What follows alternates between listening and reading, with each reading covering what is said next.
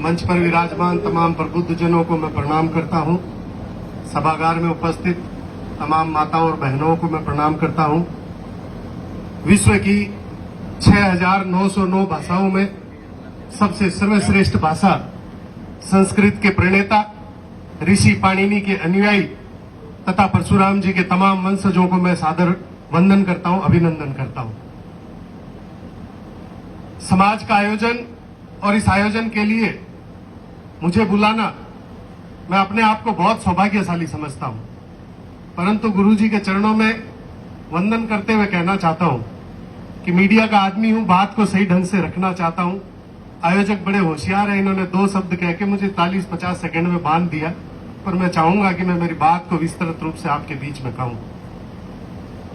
सारस्वत समाज और सारस्वत समाज के बारे में अगर किसी घटकों पर अगर हम बात करें तो राजा जन्मेजय और ऋषि वैशंपायन के बीच का एक वृत्तांत मैं आप सबके बीच में रखना चाहता हूं। राजा जन्मेजय अर्जुन के प्रपौत्र, अभिमन्यु के पुत्र और राजा परीक्षित के बेटे। राजा जन्मेजय ऋषि वैशंपायन जी से कहते हैं कि महाराज एक बात बताइए, ये जम्मू कश्मीर जो है क्या अखंड भारत का हिस्सा नहीं था? उन्होंने कहा कैसे? कि ये महाभारत के युद्ध में जब तमाम सल्तनत कौरव और पांडवों की तरफ से लड़ रही थी तो जम्मू कश्मीर की सेना उस युद्ध के अंदर नहीं है। आज की युवा पीढ़ी क्या करती है? गूगल करेगी, गूगल में चेक करेगी, देखेगी ये बात सत्य है कि महाभारत के युद्ध में जम्मू कश्मीर की सेना नहीं आई थी, परंतु इसके पीछे जो हमारे साथ शास्त्रार्थ साजिशें हुई है, समाज के साथ, ब्राह्मण के साथ, सनातन के साथ और खास तौर पे सारस्वतों के साथ जिस प्रकार की साजिशें हुई है, उन साजिशों को कोई उजागर नहीं करेगा।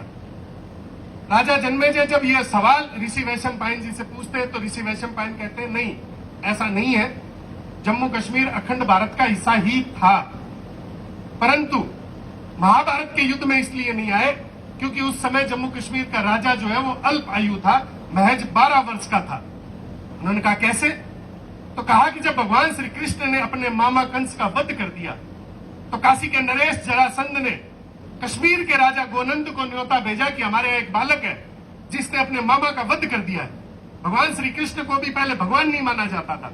एक बालक ने अपने मामा का वध कर दिया। राजा गोनंद अपने तीर कमान और सेना लेकर कूच कर गए काशी की तरफ, और जब आए तो बाहु बलराम ने उन्हें कहा कि पहले मेरे साथ युद्ध करना पड़ेगा, और बाहु बलराम के साथ युद्ध करने पर राजा गोनंद का वध कर दिया गया।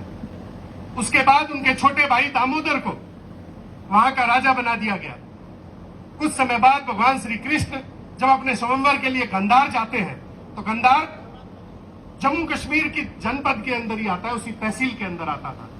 जब भगवान श्री कृष्ण अपनी बारात के साथ, अपने लोगों के साथ, यदुवंशियों के साथ जम्मू कश्मीर के क्षेत्र के अंदर से जब गुजर रहे होते हैं तो सेनापति एक सूचना देते हैं कि आपके भाई की हत्या का कारण इनका भाई था।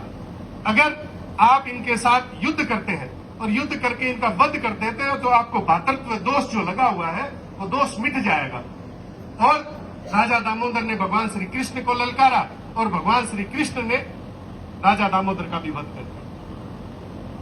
अब जो बात हमारे साथ साजिशें होती है, श्रीमद् भागवत गीता के इतने कथाकार मैंने देखे और मैं पिछले 20 बार ये बात कह चुका हूं, एक कथाकार की हिम्मत नहीं हुई कि इस वृत्तांत को छुपाने से रोक सके खुद को।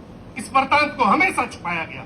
जो बात मैं अब बोलने जा रहा हूं, जब दोनों भाइयों का वध हो गया भगवान श्री कृष्ण और बाहु बलराम के द्वारा, तब यदुवंशियों ने कहा भगवान श्री कृष्ण को कि इस कश्मीर को यदुवंश में मिला लेते हैं। तब भगवान श्री कृष्ण ने जो कहा वो बात कोई कथाकार नहीं बताएगा। भगवान श्री कृष्ण ने कहा कि ये राजा ऋषि दधीची और माता सरस्वती के पुत्र सारस्वत मुनि की धरती है, ऋषियों की धरती है, सारस्वत पुत्रों की धरती है। यदुवंश को जम्मू कश्मीर में मिलाया जा सकता है, लेकिन जम्मू कश्मीर को यदुवंश में कभी नहीं मिलाया जा सकता। वो सारस्वत है। तब यदुवंशी कहते हैं कि 2 भाई थे, दोनों का वध हो गया, अब यहाँ कोई पुरुष बचा नहीं है, तो राजा बनेगा कौन? तब दूरदृष्टि देखिए भगवान श्री कृष्ण की। और मैं माताओं से कहना चाहता हूं कि अपने आप को कमजोर समझने का प्रयास मत करिएगा। अगली 30 सेकंड में आप अपने आप को गौरवान्वित महसूस करेंगे, क्योंकि भगवान श्री कृष्ण ने कहा कि दामोदर की पत्नी यशोमती के गर्भ में जो 3 माह का बच्चा है वो पैदा होगा और वो राजा बनेगा जम्मू कश्मीर का। यदुवंशियों ने फिर कहा कि 6 महीने तक क्या करेंगे, जब तक वो पैदा नहीं होगा तब तक यहां राज कौन करेगा।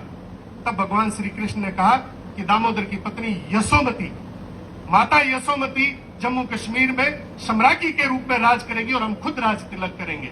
और भगवान श्री कृष्ण ने अपने हाथ से माता यशोमती को सम्राज्ञी का सम्मान वहां पर दिया और राज तिलक किया। और मैं आपको बताना चाहता हूं, इस सृष्टि की मैं पुनः कहना चाहता हूं, इस सृष्टि की प्रथम सम्राज्ञी होने का सम्मान अगर किसी को प्राप्त है तो सारस्वत माता यशोमती को प्राप्त है। ये कोई छोटी बात नहीं है। लेकिन हमारे साथ हमेशा से षड्यंत्र और साजिशें होती आई है। ये सारस्वत समाज की बात थी, इसलिए मैंने बात कही। और मैं एक बात और कहना चाहूंगा, इसी हरिद्वार के अंदर हम जो कुंडिया समाज का जिक्र कर रहे थे, आप एक दायरे में हम 350 साल पहले बंधे और उस दायरे के आधार पर ये चल रहे हैं। लेकिन सारस्वतों की पहली धर्मशाला नहीं है, सारस्वतों की 5वीं धर्मशाला है। इससे पहले जो 4 संस्थान यहाँ पर है, ठीक सामने आप परिचित होंगे, मैं कम आता हूं, आप यही रहते हैं, काशी विश्व मठ संस्थान। जी मैं वही कह रहा हूं, हम सारस्वतों को ही लेकर चल रहे हैं महाराज जी। काशी विश्व मठ संस्थान को 1922 में यहाँ स्थापित किया गया था और पिछले वर्ष यहाँ एक बहुत बड़ा सम्मेलन हुआ था। कावले मठ की भी यहाँ एक धर्मशाला है, गोकर्ण मठ की भी यहाँ एक धर्मशाला है और चित्रापुर मठ की भी यहाँ धर्मशाला है। और सारस्वत कुंडिया समाज की धर्मशाला, जिसके भगीरथी प्रयास जो यहाँ पर मैं कुछ लोगों को तो मैं जानता हूँ, सत्यनारायण जी, गोपाल जी, सागर जी को तो मैं जानता हूँ, इनके अलावा नरेंद्र जी, तेजपाल जी, सहदेव जी, ये वाकई में भागीरथी प्रयास था कि कम से कम हम सब लोगों के लिए परम पूज्य स्वामी जी के आशीर्वाद से हम सब लोगों के लिए एक पोस्टल एड्रेस तो बना कुंडिया समाज के लिए भी, कि हरिद्वार में अगर जाते हैं तो कहाँ रुका जाए, कहाँ जाया जाए। और कहीं ना कहीं हमारी पहचान जो इन 5, 6, 7 लोगों ने करने का प्रयास किया, अगर मैं किसी का नाम भूल रहा हूं तो माफी चाहूंगा, परंतु इन 5, 7 लोगों ने वाकई में भगीरथी प्रयास किया है। और जैसा कि इस प्रोग्राम के शुरुआत में ही जिक्र हुआ था और कहा गया था कि 26 जुलाई को हम आगे से आयोजन जो है वो फिक्स रखेंगे, तो मेरा तमाम आयोजकों से एक छोटा सा निवेदन है कि हम सरस जी के अनुयायी हैं, परशुराम जी के अनुयायी हैं, तो क्यों ना इस 26 जुलाई को, जैसे मैं कल ही पंडित दीनदयाल जी की जन्म जयंती, 26 सितंबर, अभी कल 25 सितंबर को पंडित दीनदयाल जी की जन्म जयंती को मैं वहां दिल्ली में प्रधानमंत्री जी जिसका उद्घाटन करके गए थे वो मनाकर आ रहा हूं। मैंने देखा है कि कैसे एक व्यक्ति ने शिक्षा के अभाव में रहकर भी समाज को नई दिशा दी और इस हिंदुस्तान की व्यवस्था को बनाने में उन्होंने अपना कीर्तिमान स्थापित किया। तो कहीं ना कहीं आज हम जो कुंडिया समाज का जो जिक्र चल रहा है, तो कुंडिया समाज के अंदर भी सरस जी महाराज की जो देन थी आज से 350 साल पहले, तो मैं आयोजकों से पुनः निवेदन के साथ कहना चाहूंगा कि इस 26 सितंबर को सरस दिवस के रूप में यहीं से घोषित कर दिया जाए और पूरे विश्व में आह्वान किया जाए कि 26 सितंबर को पूरे विश्व में आप कहीं भी रहते हो, आपको हरिद्वार आना है और इस धर्मशाला के अंदर, आज हम सभागार में 100-200 है, लेकिन ये संख्या लाखों की हो जानी चाहिए। इस तरह के प्रयास आपके भी रहने चाहिए और मेरे भी निश्चित रूप से रहेंगे और निश्चित रूप से हम ज्यादा से ज्यादा संख्या में लोगों को बुलाएंगे और बुलाने का प्रयास करेंगे। ज्यादा समय नहीं लूंगा, लेकिन तेजपाल जी ने अभी एक पीड़ा व्यक्त की थी, मैं उस पीड़ा को ना बताते हुए सिर्फ इतना कहना चाहूंगा कि आप अपने कर्तव्य पथ पर चलते रहिए, आप अपने कार्य क्षेत्र पर चलते रहिए। आपको ढकने के लिए, आपके ऊपर कालिक पोतने के लिए, आपको बदनाम करने के लिए असंख्य लोग आएंगे। आप इस बात को लेकर खुद गौरवान्वित होइए कि कुछ तो खास होगा आपके अंदर, तब आप पर कीचड़ उछाला जा रहा है। बहुत कम विरले ऐसी माओ की कोख से पैदा होते हैं जो कुछ करते हैं, और ऐसे असंख्य लोग पैदा हो चुके हैं इस सृष्टि के अंदर जो उन विरलों के ऊपर कीचड़ उछालने का प्रयास करते हैं।